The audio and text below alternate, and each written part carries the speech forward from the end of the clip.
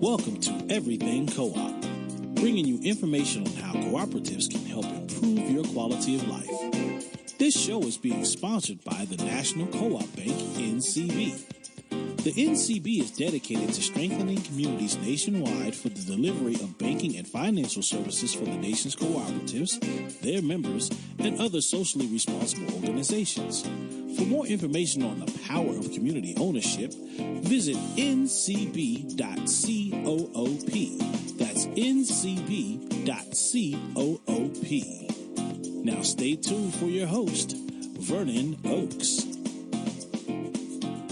Good morning, everybody. This is Vernon Oakes. Welcome to Everything Cooperative this beautiful Thursday morning in the nation's capital. And we have with us this morning Mr. Steve Dubb. Steve, good morning. Good morning. How are you today?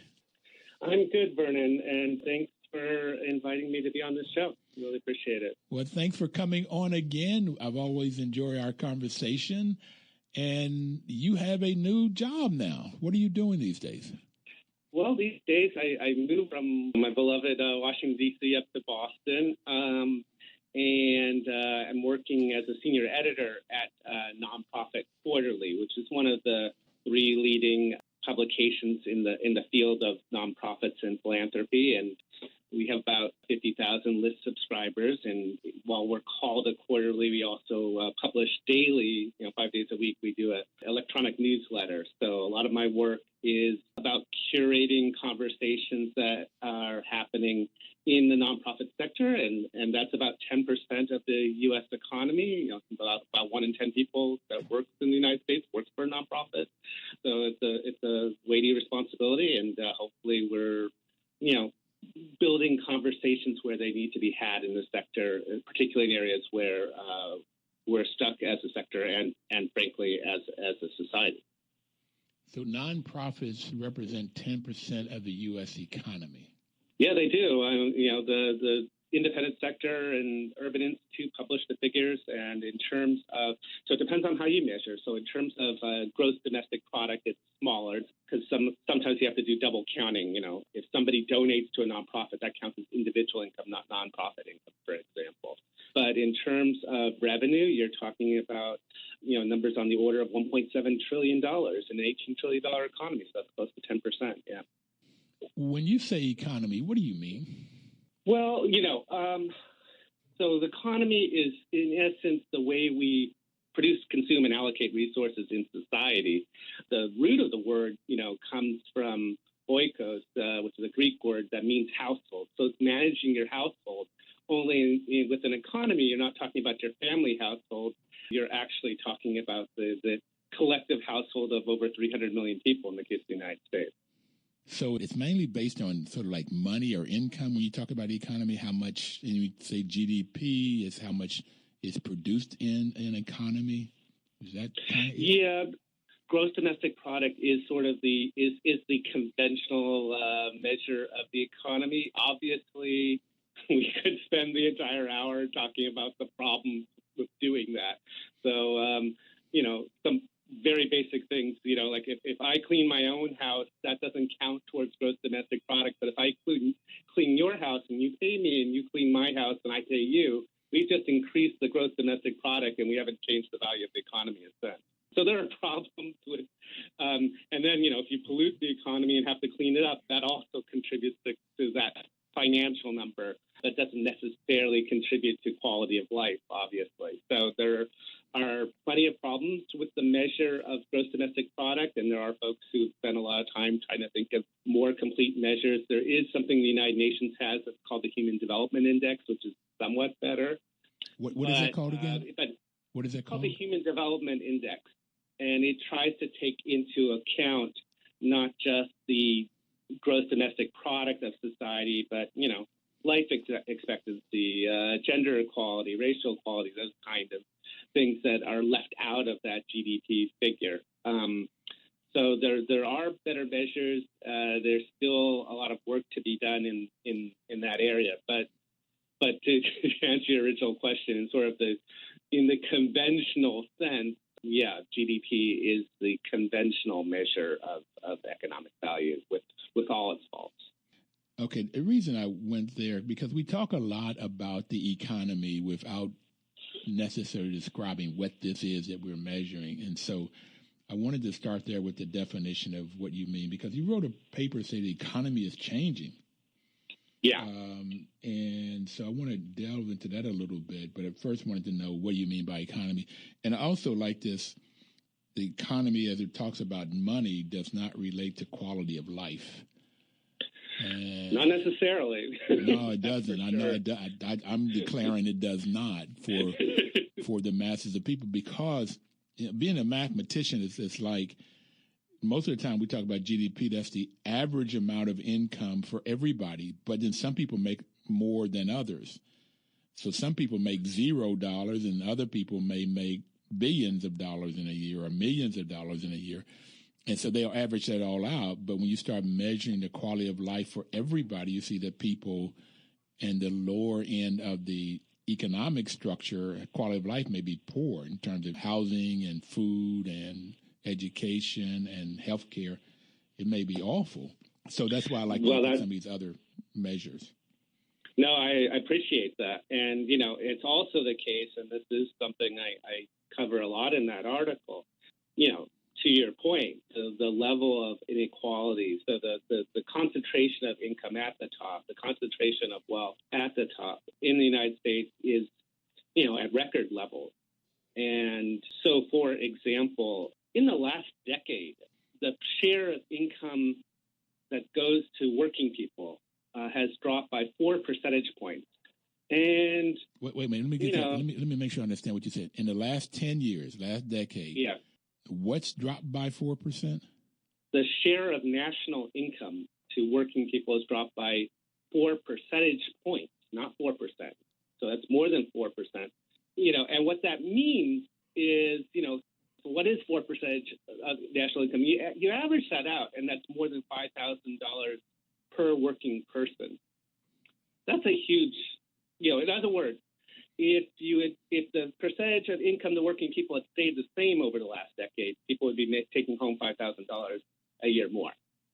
So there'd be that's taxes and stuff, but that's a shift that's happened in pretty recent times, and it was commented on just this past Tuesday by the chair of the Federal Reserve Board, who calls the decline in income going to working people precipitous.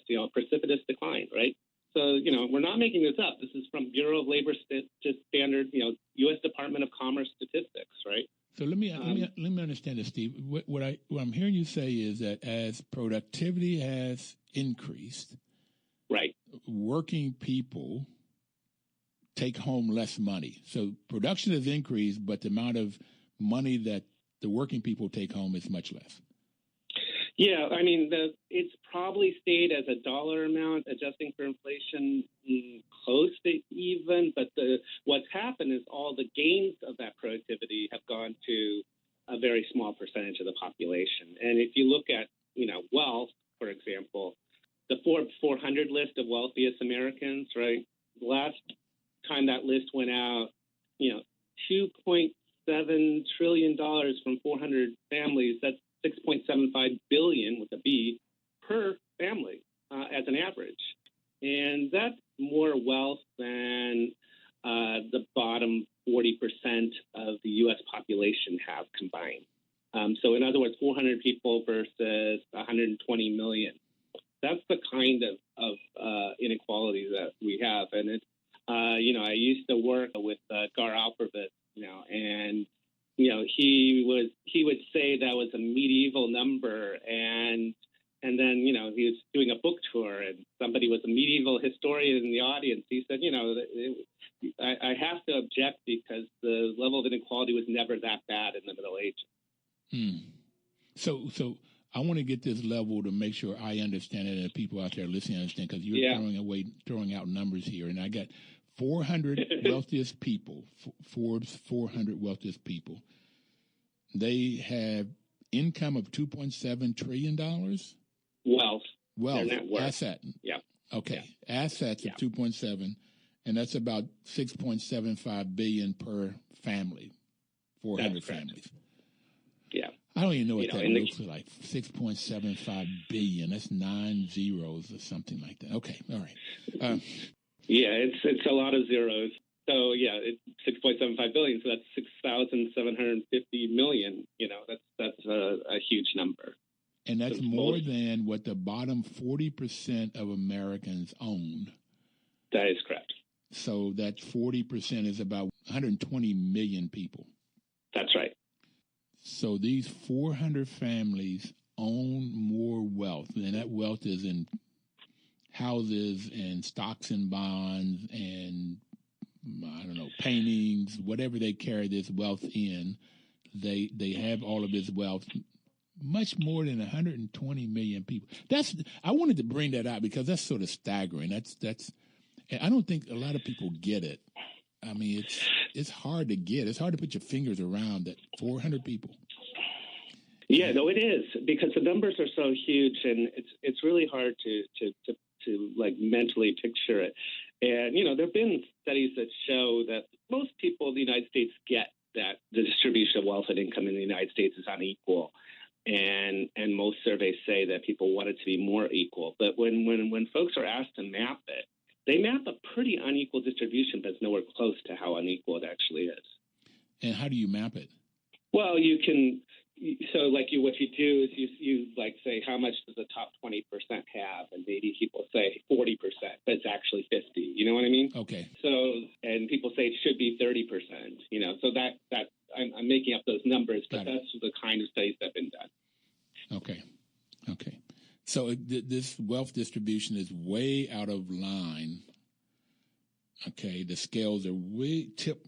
And I have a hard time getting. That's why I say because I have a hard time getting how big a gap this is that most people won't get it. And I got a master's in math, so I have a sense of numbers. But it's just it's hard to understand this $6.75 billion that's what the average wealth of 400 people in the U.S. have.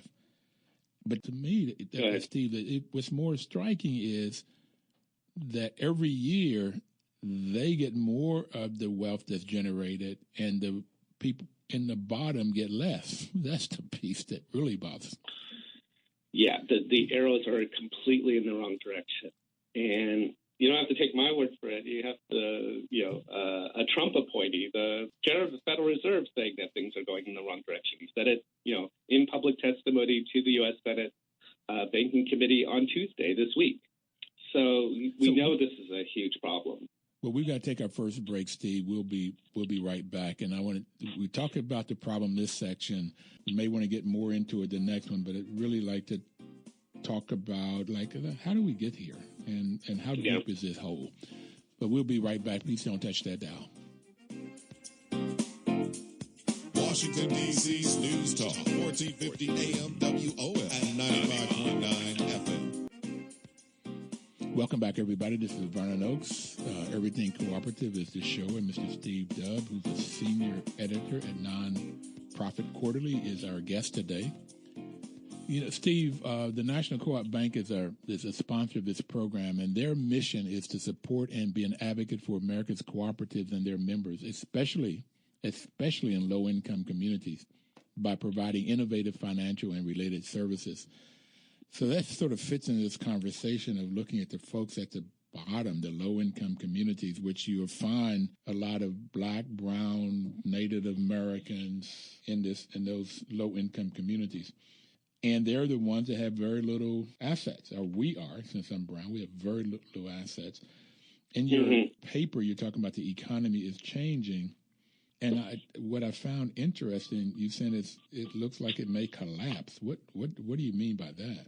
Well, I think there's a lot of evidence that it's not stable when you have sort of an inverted pyramid with so much wealth at the top and so many people living in difficult economic circumstances, in the middle and the bottom. And that is the situation that we have. From a straight economic standpoint, of course, there's a need for people to buy the products that companies produce. And if the income is too unequal, that becomes difficult to do. I think in addition, I don't know how much we want to go into it, but there's, a number of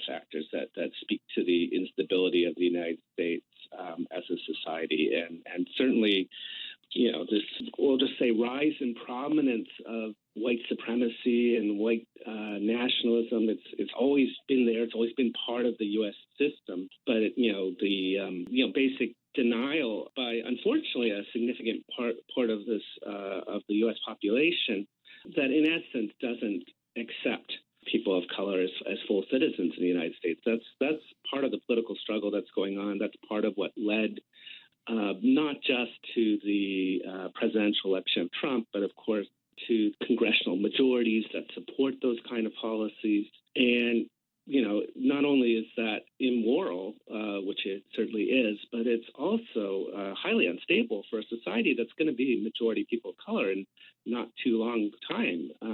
Most census figures point the number at around the year 2040 when this country becomes majority people of color.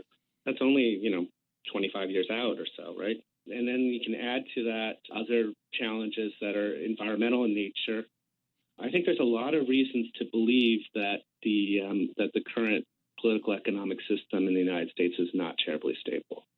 Okay, so you state in here that if the current political and economic system are corrupt, decaying, or even collapsing, then plugging holes is not a way of doing it. It won't solve the problem, and the system will fail. Plugging holes by nonprofits and cooperatives won't get it. And right. I agree with you. And in the studio today with me is my grandson Trenton, who's saying, so he's listening. So I just did Hello. a number. Yeah, he can't speak. I don't have it where he's set up he can speak, but he can hear you. But at 14 and 25 years, he'll be 39, a young man. And in 25 years, I'll be 96. So maybe I'll still be here. But in 2040, you're going to have more brown, black folks in the U.S. and whites. What would that economy look like with white supremacy showing its ugly head again? Yeah, there will be constant clashes if the police continue to do what they're doing. If you have the Donald Trumps of the world in the political system, and the House and the Senate won't combat him with all that he does and says. Yeah, I guess it is. I never thought about it. I guess people don't want to think that we might collapse one day, that our economy may fall. I mean, it did in the 20s and 30s with the Great Depression. Right. And, the somewhat positive thing is that we got through the Great Depression. But, success is never guaranteed, so we're at a defining moment, really, in the history of our country and our society. And we have a pretty stark choice to make. So, we certainly have seen examples across the world of white supremacy systems being maintained even as whites became a minority. Certainly that was the case in South Africa for more than a generation, right? Mm-hmm. So we know that's possible, and that's scary, but it's not impossible, and we can't think it's impossible. And so that's part of the role, I think, of a civil society, is to refuse to go in that direction. And that's why I think a fairly robust democratic response, I'm saying small d democratic, not necessarily Democratic Party, but, there was some figures recently that suggest that more than 1 in 5 Americans has participated in political activity since the beginning of 2017. That compares to less since than Donald 5%. Trump got elected. I got you. Took off. Yeah. All right. 1 in 5 Americans have protested, have got out in the streets, starting with the women's protests. Yes. Okay. Yeah, exactly right. Compared to less than 1 in 20 who showed up at either a Clinton or a Trump rally in 2015. So it's 4 times as many people. So that's important, and it needs to be, there's a whole community organizing piece, a whole institution building piece, whole system building piece that need to be engaged in for that impulse to actually be, actually start changing these patterns, which, are entrenched. And we know that inequality has gotten worse in the last few decades. So, changing that for a society is not a simple thing. It's going to require a lot of different activities. And as I said, not just the protests, although those are important, but also building from the bottom up, democratic alternatives. So 1 in 5 Americans have demonstrated since Trump took office in 2017. compared to 1 in 20 that came out during his campaigns or before. So 4 times more people are getting out and demonstrating, and that's the impulse. That's the, okay, he's in, and there's this white supremacy, and it's showing his ugly head. Let's get out and yell, scream, talk, protest. But what I hear you saying is what we've got to do is organize the communities, get institutions in place, and build systems such that the South Africa won't happen in the U.S., where whites stay in power and they stay in control over the majority of the black and brown folk. Yeah, or at least we dismantle. Say I what? mean, it's a little late to say South Africa won't happen in the U.S. in a sense, because in the sense of a minority, yes, but obviously there was a whole history. South Africa actually learned their apartheid system from the Jim Crow South. So this is part of white supremacy is endemic to U.S. history. So rooting that out, finally, is maybe one way I would put it. So Jim Crow, white supremacy, and you talk about the slaves in the 1860s. Yeah. And I can take my family back that far. That's about as far as I can take it back. Were worth $3.5 billion. And that was the highest asset back in the 1860s, were whites owning black folk. That was the number one That's asset. Right. And then it was more than the value of the railroads. It was a lot of money back then. Okay. And this impact of slavery, Jim Crow and everything, this ongoing discrimination is what's partly caused, if not majority reason, why you have this big gap in income and wealth. It certainly is a major contributing factor, absolutely.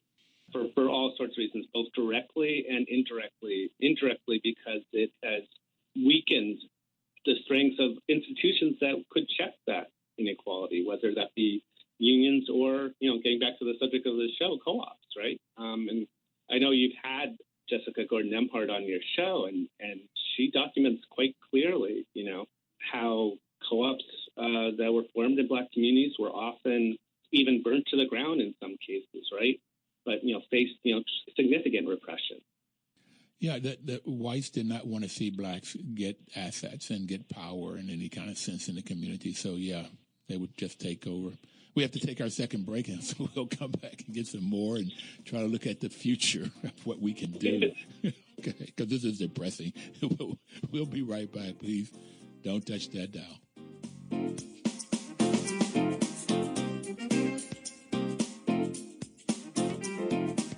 Washington, D.C.'s News Talk, 1450 AM WOS and 95.9 FM.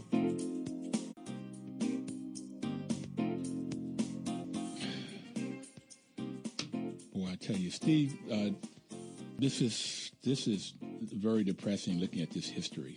Mm. And I'm glad you have come on to talk about it and you do the research about it. And folks can go to your webpage. What is your webpage, and where can they get this article that you wrote? You can go to Nonprofit Quarterly, that's all one word, .org. And right now, I think there's a link to the series. We're going to be launching a webinar series on topics and on the question of what can be done in different areas in the fall. So it's featured right now. And we have a tag that's Rebuild the Economy. So if you go later, you just go to nonprofit.org, quarterly.org, and then, in the search engine that's on the site, just put in Rebuild the Economy, and the entire series of articles should come up. All right. So let's talk about the nonprofit sector. How has it come into play, and what does it do in this sort of to bridge this gap between the haves and the have-nots and solving the problems of the quality of life for people? Yeah, so part of what I talked about in the article was how the nonprofit sectors has grown really rapidly.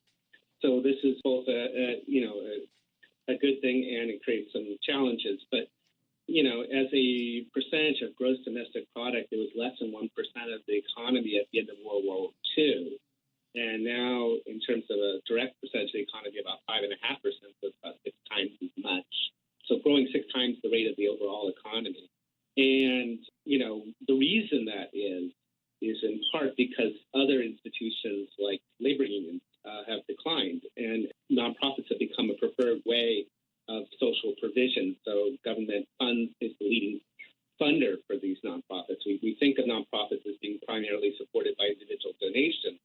certainly those are incredibly important, but the leading funding source is actually government itself, as well as, direct income, like, if you're paying at a nonprofit hospital, that's a bill that's paid individually, or tuition at a university, right? So that's the source of the growth of nonprofits. And what they've been able to do is develop a lot of programs that have helped a lot of people. Steve, before you go further, let me get what I heard you say, that the labor unions have gone down and the nonprofits have come up. What caused the labor unions to go down, and how far have they gone down? Sure. So labor unions were at the end of World War II, about 35% of the labor force in the private sector was unionized. And today, unions as a percentage of the labor force are 10.7%, and of the private sector, it's about 6.5%. So that's a major drop, from 35% to 6.5% in the private sector. And the why is complicated, but they were politically attacked, certainly, and laws were passed to make it harder for unions to thrive. And also, of course, the economy shifted. So some of the industries where labor was strongest have declined. For example, in auto, the River Rouge factory in Michigan used to employ 100,000 people. The number of people who now work in auto factories in all GM and Ford plants combined in the U.S. is about 100,000 today. So from one plant employing 100,000 to two companies, General Motors and Ford, combined having 100,000 production workers, that's quite a shift. And because of laws that restrain unions and make it more difficult for unions to organize, they have not been successful in many cases in organizing the new sectors that have arisen. So that's the succinct explanation. Again, that could be its own program. But okay, let me ask you this, because I've been accused of being cynical on this program as I talk about some of these things. But I have it that 1%, those wealthy folks, they pay politicians through Citizens United. They pay and they get politicians. And then those politicians create policies that help them to get more money. And part of that would be with this constant struggle between labor and the lords or the dons or whatever they call the capitalists. This constant struggle is how to keep labor down so that they don't make as much money and get the dons to come up. Is that a part of what's happened, or is that the main cause? Because I think that's the main cause of what's going on here. It's certainly a leading cause. I don't want to discount shifts of sectors and globalization, but of course there's always been a struggle over resources between those who own and those who work for those who own, right? That would be hard to deny. And right now, those who own have been winning. And, co-ops, interestingly, particularly worker cooperatives, but co-ops in general, are actually a way for those who don't own to own, right? So that's a strategy for trying, or it can be if we're conscious of it, right? Mm-hmm. You could just be creating a co-op in order to get, healthy food in your local neighborhood or housing, what have you. And I started in a housing co-op. I've been on a board of a food co-op. I respect all that. But you could also have a consciousness that part of what we're trying to do is make sure that the benefits of ownership don't just go to that 1%, but go to everyone. Well, that's the reason I love co-ops, and that's why I do this show, and I'm glad you're bringing it out so clearly, okay? And I like your statement, those who own and those who work for those who own. Those who own have been getting the money. I think they've had 80% increase in their income. They just get all of this money. They keep gathering and gathering and gathering, and it's at the expense of the laborer. Okay, so yeah, and there's no doubt that's happening. So if you look at the income from the top, there's both income and wealth figures, but just the income from the top that go to the top 1%. When I was, I'll date myself a little bit. When I was growing up in the 70s, the top 1% had 7 or 8% income. So that wasn't equitable, right? 7% is more than 1%. But today, the top 1% get 20% of income. So that's a huge shift. That's, astonishing shift, really. And that obviously means the other 99% are getting less. And as you go down, the numbers get worse.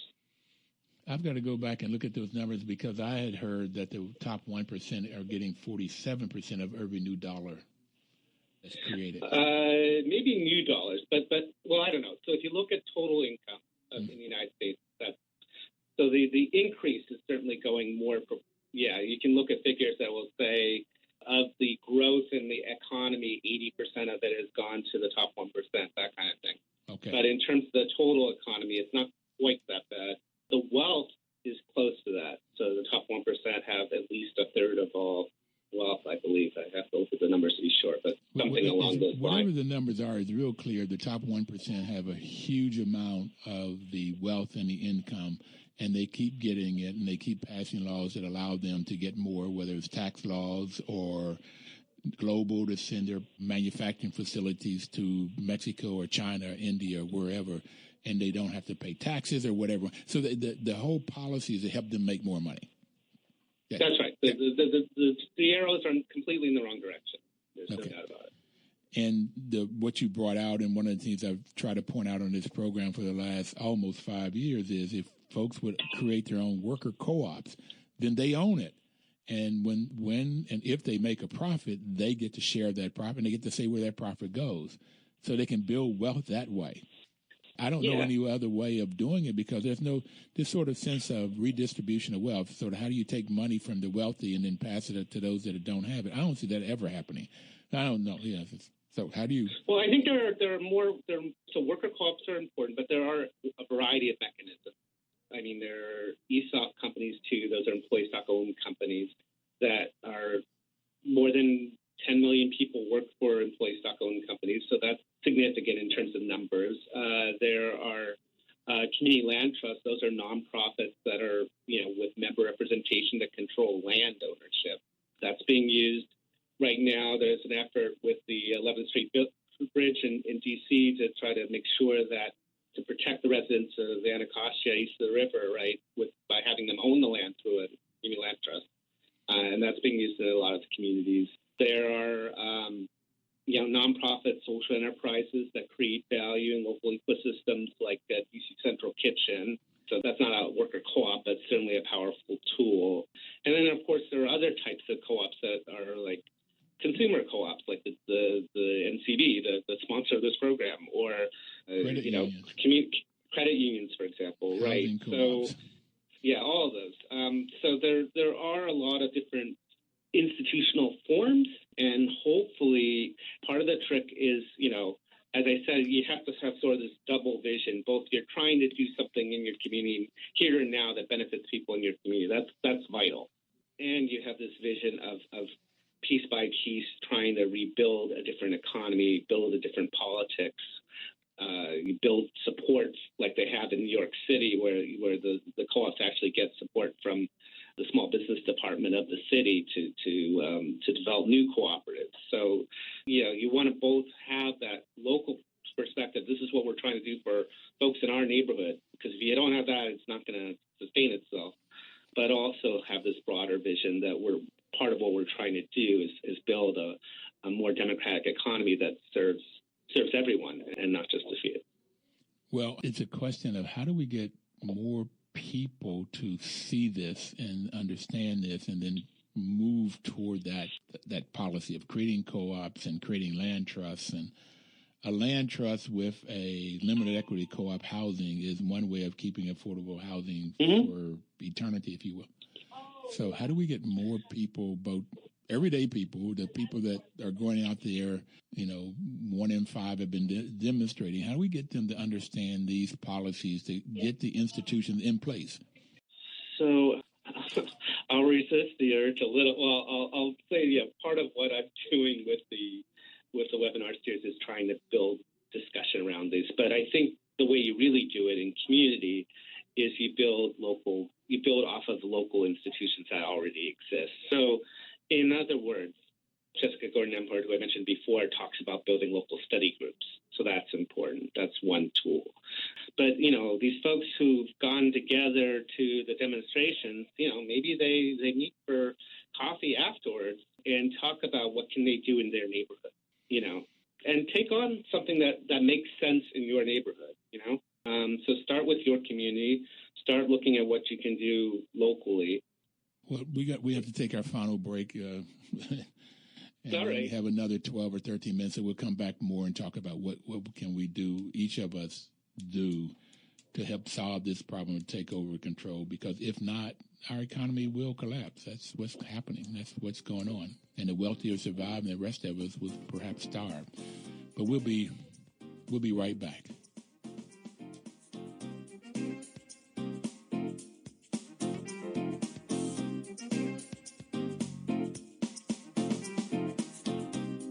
Washington, D.C.'s News Talk, 1450 AM WOS and 95.9 FM.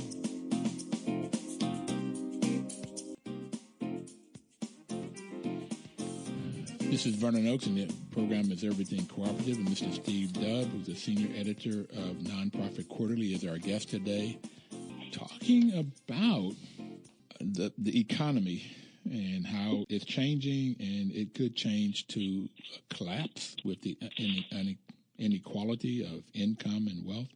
And WOL is a great partner because it just said that, that information is power. And I got that it's not the information. And Steve has given us the information. It's what do we do with that information? The information doesn't become power until we put action to it, like striking a match. Gasoline by itself doesn't work, but it's when something strikes that match, then gasoline becomes power. That information becomes power when we go into action. So, Steve, when we took the break, we were talking about some of the action steps that people can do so they can have power to both keep the economy from collapsing, but also how to protect communities and families. So I'd like to go back. You said some things very, very fast, and I was trying to write them down. I can get them all. So let's go back.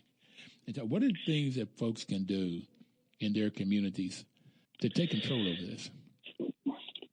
Yeah, so I think part of what needs to happen is really building that sense of community. And some neighborhoods that already exist, and that's easier, right? Mm-hmm. Obviously, you want to make sure you understand the community and what are the challenges.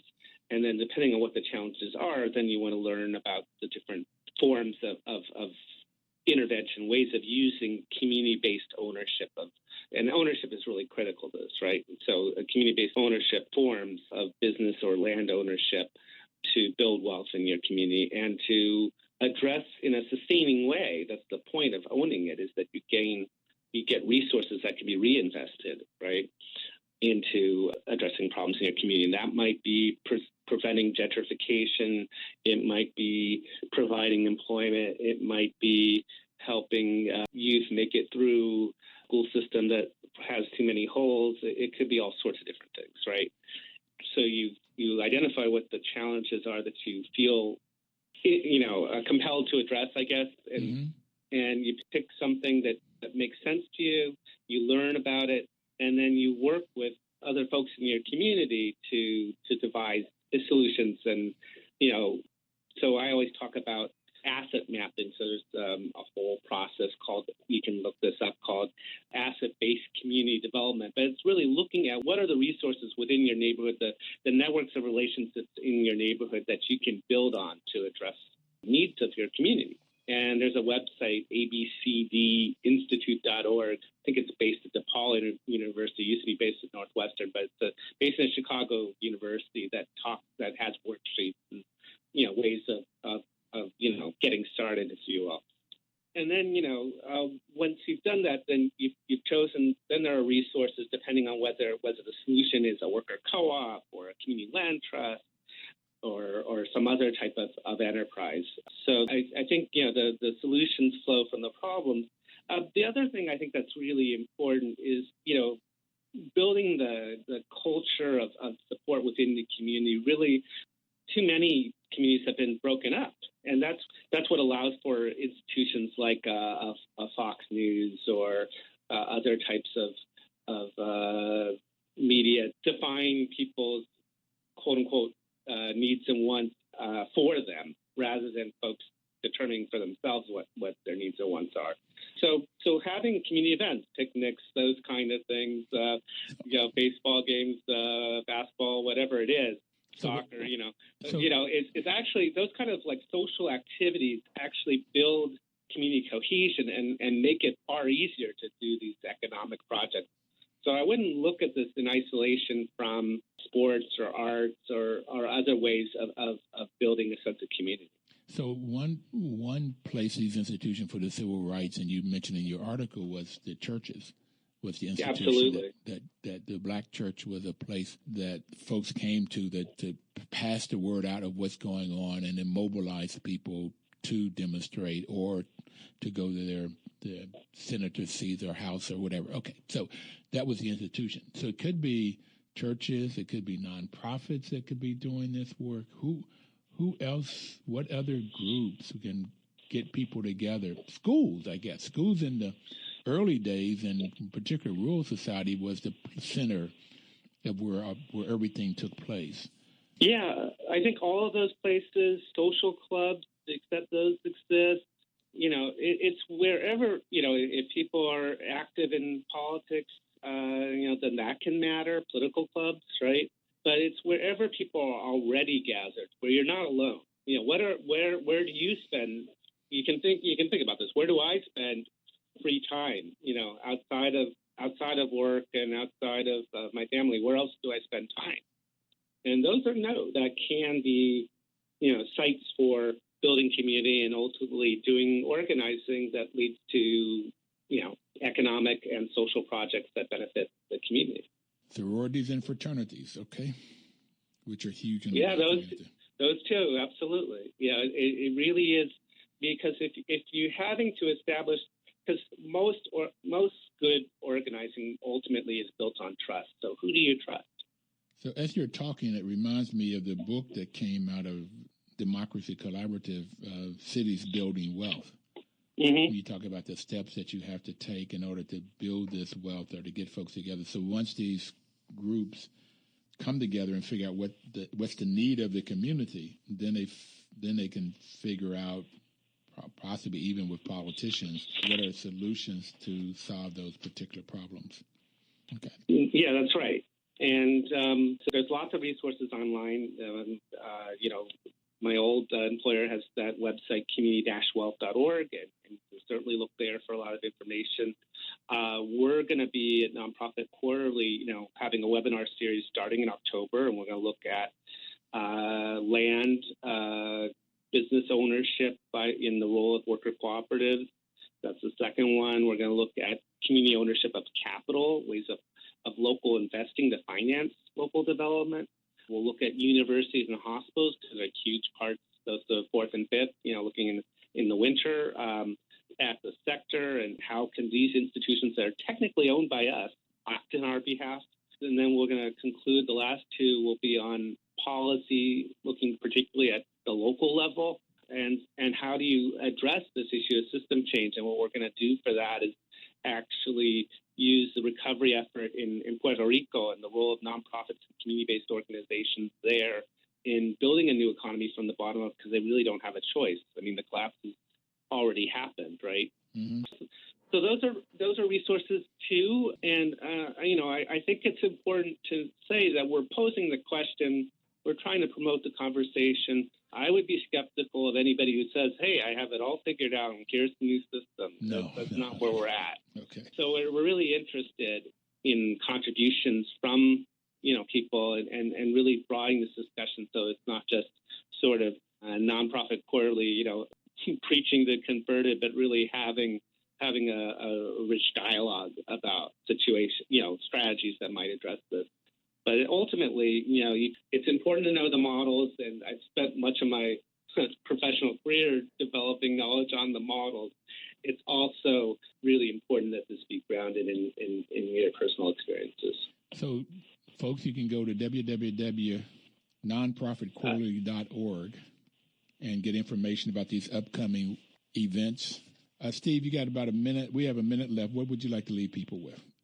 Well, I know you said a lot of this was depressing, and it is. On the other hand, I think more people are open to alternatives than really ever before. And we've seen this, for example, with Ocasio-Cortez's victory in Queens. A lot of folks that wouldn't have gotten a hearing before are now getting having a hearing. This is a time, in part because of the common sense of crisis, it's also an opportunity to build a society and economy that actually corresponds to our professed values rather than the current reality of racial stratification and economic inequality. So, we are at a point where alternatives are possible, and the hard work is ahead of us, but we can do it. The hard work is ahead of us, and we've got to get out and vote in November. That's extremely important. It's more important to me to get out in November than in the presidential election, because that's the local, and that's where a lot of things hit. So please get out and vote in November. Steve, thank you so very much. It's a pleasure talking to you. And keep up the good work, sir. Thank you. Everybody else, we'll see you next Thursday. Please, this week, have and live, work cooperatively. Washington, D.C.'s News Talk, 1450 AM WOS.